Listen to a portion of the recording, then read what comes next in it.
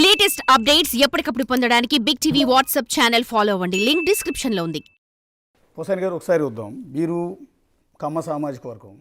So ఇందాక మీరు కూడా అన్నారు, చాలామంది మిమ్మల్ని మన క్యాస్ట్ వాళ్ళ పార్టీ కాబట్టి టీడీపీలోకి ఎందుకు రాకూడదు అని కొంతమంది ఆహ్వానించారు, లోకేష్ కూడా ఆహ్వానించారు. కానీ చాలామందికి ఉన్న డౌట్ ఏంటంటే, ఎందుకు పోసాని కృష్ణమురళి నిజంగా టీడీపీలోకి వెళ్తే పోసాని కృష్ణమురళిని నెత్తిన ఎదుర్కొంటారు. మీకున్న సబ్జెక్ట్కి, మీకున్న అనర్గళంగా మాట్లాడగలిగిన ఆ వ్యక్తిత్వానికి మిమ్మల్ని నెత్తిన పెట్టుకుంటారు. కానీ ఎందుకు వైఎస్ఆర్ కాంగ్రెస్ పార్టీలో, ఎందుకు రాజశేఖర రెడ్డి ఫ్యామిలీ అంటే, జగన్ గారు అంటే ఎందుకు అంత ప్రాణం మీకు? వెనక నుంచున్నా కొంచెం, ఎందుకంటే ఆరోగ్యం బాగాలేదు కదా, ఏడు కూర్చొని ఒక విషయం చెప్తా. మరి ఇట్లా భయంకరంగా ఏదో రాజులాగా అనుకోవద్దు మీరు నన్ను. నేను మీరు వెనక్కి వెళ్ళండి చూస్తాను.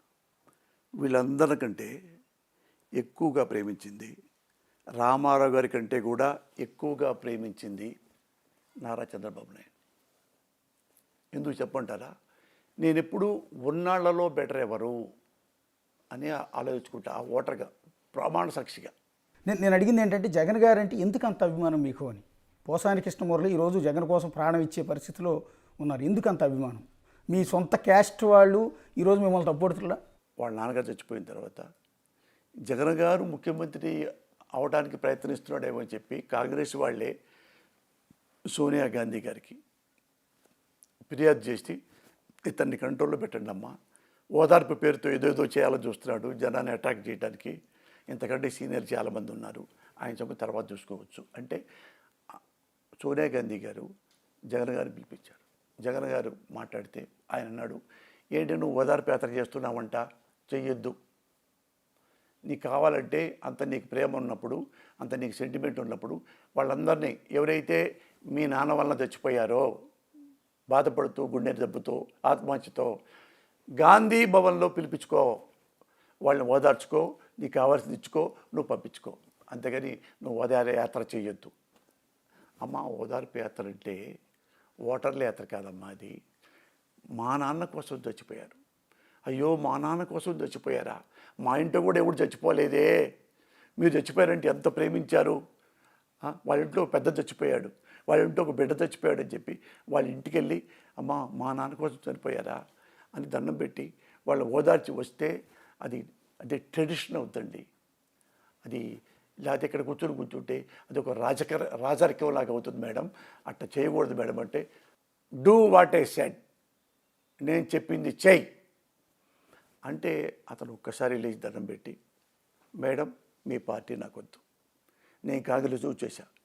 అతను ఎస్ అంటే కేంద్ర మంత్రి అయిపోయేవాడు, ఎంపీ అవ్వచ్చు, రాజ్యసభ అవ్వచ్చు, మంత్రి ఇస్తున్నారు, కేంద్రం క్యాబినెట్ ర్యాంక్ ఇస్తున్నారు, అది ఈజీగా బ్రహ్మాండంగా చేసుకోవచ్చు.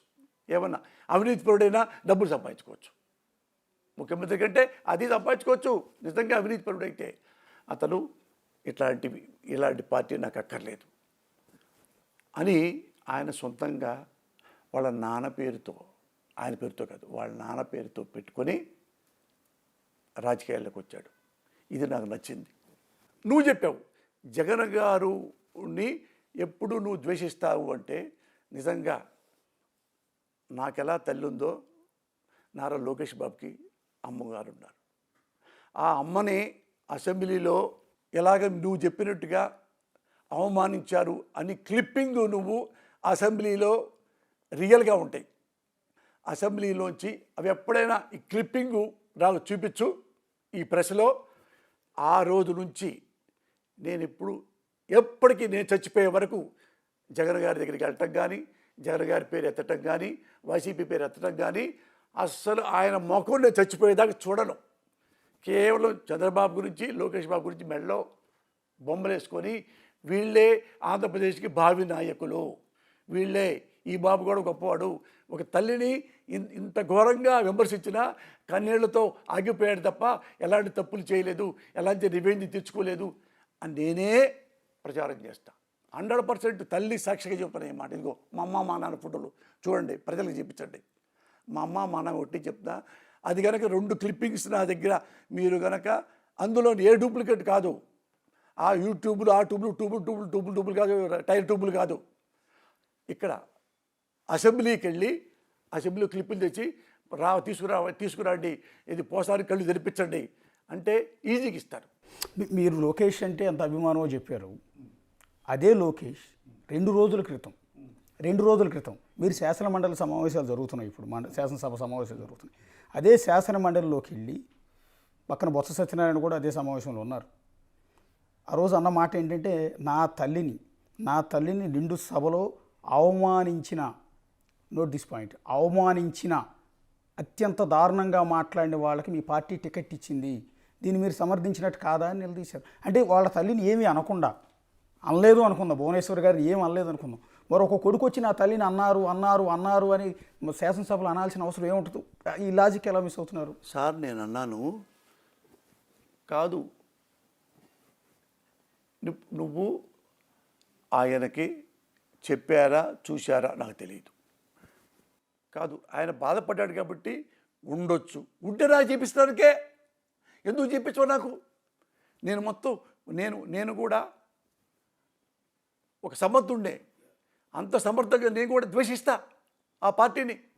ఒక్కసారి పద్దాక ఓకే, ఈ నా మనసులో ఈ పార్టీ లేదు, వైసీపీ లేదు, నా మనసులో జగన్మోహన్ రెడ్డి గారు లేరు అనపోతే అశోక్ నువ్వు నన్ను ఏమైనా చెయ్యి. For more videos like this, subscribe Big TV channel.